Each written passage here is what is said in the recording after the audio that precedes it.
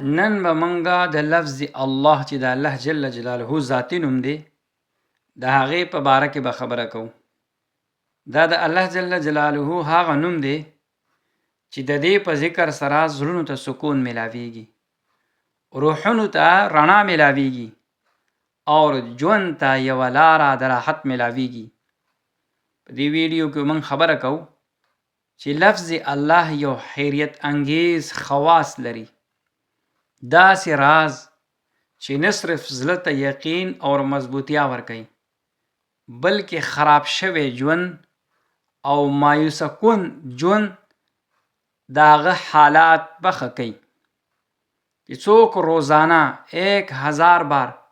زر پیرې الله الله وی، الله تعالی به د ده زړه ته کمال یقین ورکي او داسې یقین چې شک او وسوسه هغه به ختم کی او دغه بنده به الله جل جلاله باندې کامله بروسه هغه به ورته میلاو شي. د جمعې په ورځ د مونځ نه مخکې پاک صاف په تنهایی کې یوازې به کینی الله الله ورد به کوي، چې څومره مشکل هم وي الله جل جلاله به دا مشکل ختم کی او دته به د راحت لاره کولو کی او ناممکن به ورته الله جل جلاله ممکن وګرځي. که یو مریض داسې وي چې د هغې علاج ډاکټرانو طبیبان ته د هغې نه عاجز راغلی وي، دا لفظ الله پې وویلی شي او چف کړی شي په شرط د دې چې مرګ الله جل جلاله نه وي لیکلی، نو الله جل جلاله به ورته شفا ورکي. ځکه د شفا ورکولو مالک صرف الله دی. چې څوک د هر مانځه نه وروستو الله 100 پیرې ورد وکړي، الله تعالی به دا دی به د صاحب باطن او د صاحب کشف جوړ کړي، یعنی په زړه کې به بصیرت او په سترګو کې به نور وي او په روح کې به د حق پہچان الله جل جلاله پیدا کړي. که څوک لفظ الله 66 پیرې ولیکي او دغه لیکل او تحریر بیا وینځي په اوبو سره او په مریض یې وسکي، نو الله جل جلاله به دغه مریض ته شفا ورکي.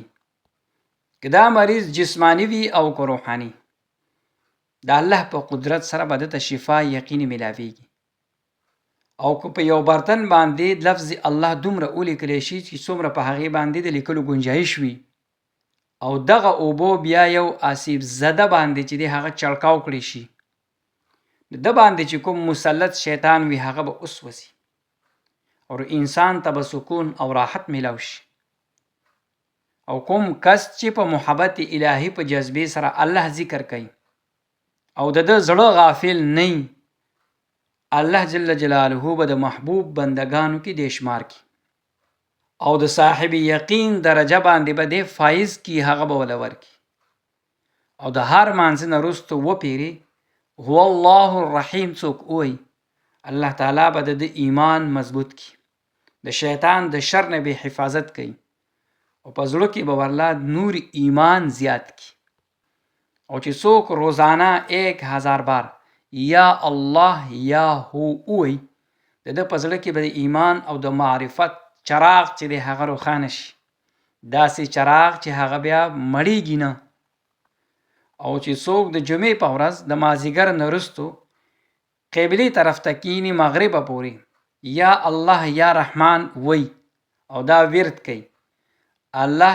نه چې دی څه غواړي الله تعالی به دته ضرور ورکي او دغه وخت او دغه لمحه د قبولیت ته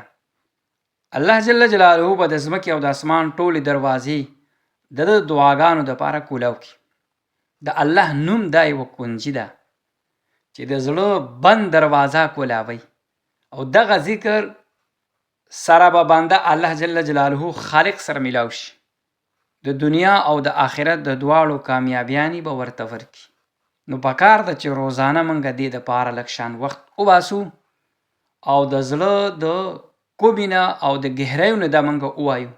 چې الله الله الله. په دې نوم کې د کائناتو ټول طاقت